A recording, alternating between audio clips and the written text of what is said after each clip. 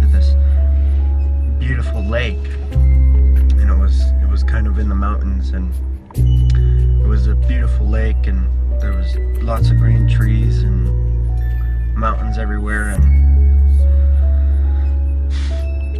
there was a man that was walking on the shore on the beach of the lake, and he had a staff. And when I saw the man, he was very masculine. He had lots of facial hair. He almost looked sort of like some pictures of Jesus, and he was just really beautiful, a really beautiful man. And he had a staff, and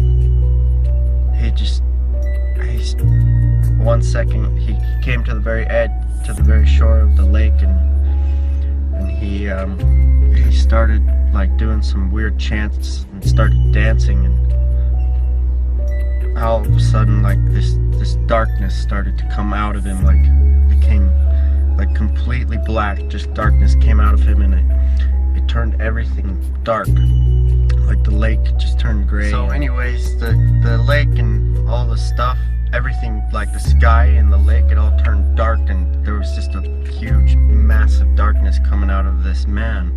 And after the darkness started to spread, there was evil spirits, like demons, just completely darkness just coming out of this man, like shooting out of him. And that I like zoomed out, and I could see like kind of the perspective of it was like taking over the whole earth, like just this darkness covering the whole earth, and all these demons were coming out of him, and they were attacking people and like torturing and killing people and just causing havoc and destruction everywhere. And I don't know what this hooded figure was. It gave me the impression like that it was the angel of death, like that it was like a grim reaper type. So I don't know necessarily if it was Satan himself or what. But the thing about it is that from this hooded figure, there was a darkness that was spreading across the land, and it was spreading so fast and so furious. I mean, guys, it was like all of these things at once. It was like pestilence along with disease, famine, war, everything spreading so fast, whether it's a natural disaster like an earthquake. And I got the impression that it was like during the tribulation. This was during a time where things are going to be happening so fast that millions of people will be dying at one time. As this pestilence was spreading out from him, this darkness, it was like a thick black darkness that you could really tangibly feel was coming from this character or from this figure. And all of a sudden he's standing up on top of a mountain pretty high where he can look out over the land, and he's and you can see his head going up and down. Like I can see the back of his hood, just kind of like he's going yes, yes, or you can only imagine, maybe he's laughing. It was more like this, like there was either nothingness or space or sky. It was like darkness. It was just a dark sort of black, maybe space background.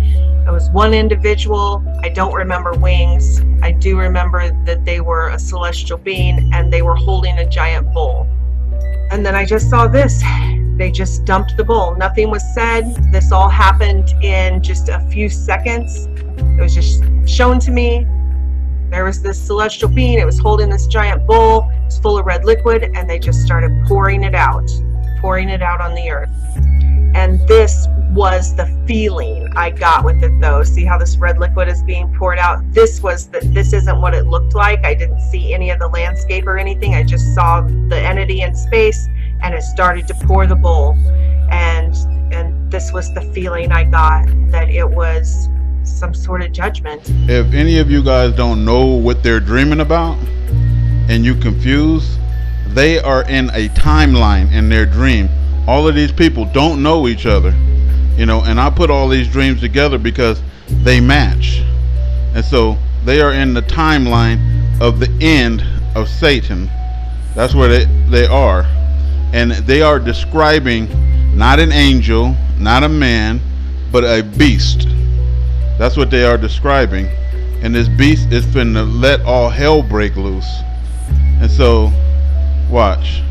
We're going to read Ezekiel 31, starting with number 4. So this guy saw waters, he saw trees, he saw mountains, and they all pretty much saw mountains in their dreams. You know, so this is east of Eden, where the Gentiles or the jinn or the beast of the field is all the same thing. They all the same thing. Gentiles, jinn, and beast of the field are of all like nature. They're the same. And so there's mankind and then there's them. And so this is what they are dreaming about. So the waters made him great. And this is Ezekiel 31 number 4. The waters made him great. The deep set him up on high. Her rivers running about his plants, and sent her little rivers unto all the trees of the field. And they talking about beasts. They're talking about jinn. They're not talking about trees. But they're using trees to describe them. Therefore his height was exalted above all the trees of the field, and his boughs were multiplied, and his branches became long because of the multitude of waters when he shot forth. All of the fowls of the heaven made their nest in his boughs, and under his branches did all the beasts of the field bring forth their young. So who's the beasts of the field? So it's talking about Satan, the subtle serpent.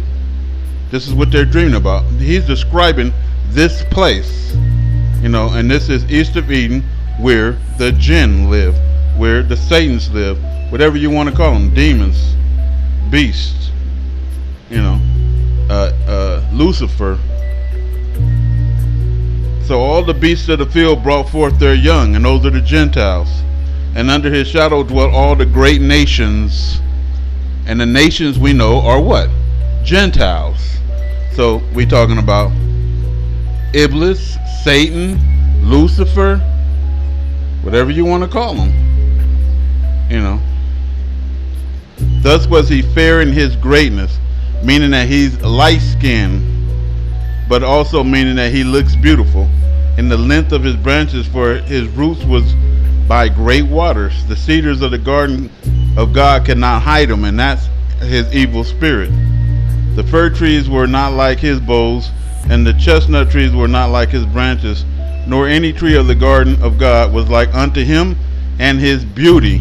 So this is what the guy noticed in there, that he had a great beard. You know, all of them see him as some black, dark, you know, being.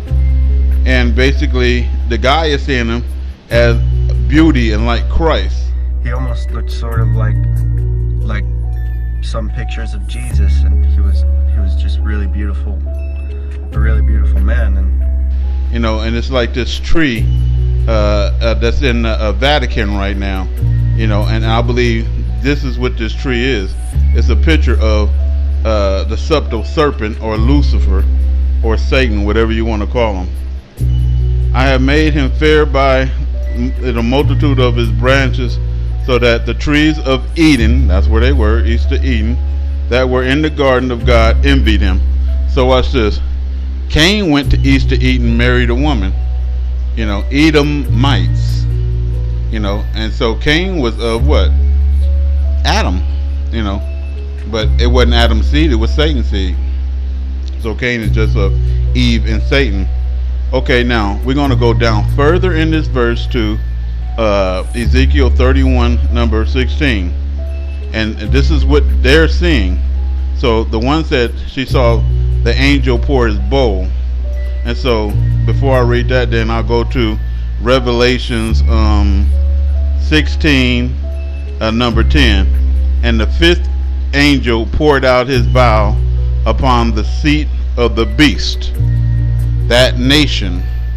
So they seeing this guy pouring it out, or they seeing this guy causing the death or the blackness to come and the darkness, but an angel did it, right? And so watch this. These two verses are connected with their dreams. Revelation 16:10. The fifth angel poured out his vial upon the seat of the beast. Who is the beast? The beast of the field. Who are the beasts of the field? the nations. And his kingdom was full of darkness, and everything went dark. And they gnawed their tongues for the pain, and everything went bad right then and there.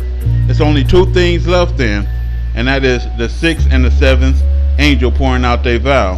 And so the next vow is going to dry up the Euphrates River, and then the last one is God saying it's done. So we right here at the end, man. And then we go back to Revelations, Ezekiel 31, number 16. Okay, let's start with 15. Thus says the Lord God, in the day when he went down to the grave, I caused a mourning. I covered the deep for him, and I restrained the floods thereof, and the great waters were stayed, and I caused Lebanon to mourn for him, and all the trees of the field fainted for him. And it ain't trees again. It's talking about Gentiles. It's talking about beast. It's talking about jinn, Satan's. And I made the nations to shake at the sound of his fall. At the sound of his fall. When I cast him down into with them that descend into the pit, right down to hell. And this is the red that she's seeing, like in the lava, being poured out. And all the trees of Eden, the choice of the best Lebanon, and all the drink that drink water shall be comforted in neither parts of the earth. They also went down into hell with him, unto them that be slain with the sword, and they that were his arm, and that's army, that dwelt under his shadow in the midst of the heathen. So these three people just dreamt of the end. The end, when Satan is going to get cast down. They dreaming of the darkness that's getting ready to spread down on the earth. You could feel it, man. Something is dreadfully fucking wrong. And, we all finna, I ain't gonna say we all. The people who ain't with God, ain't with God. I ain't saying Jesus.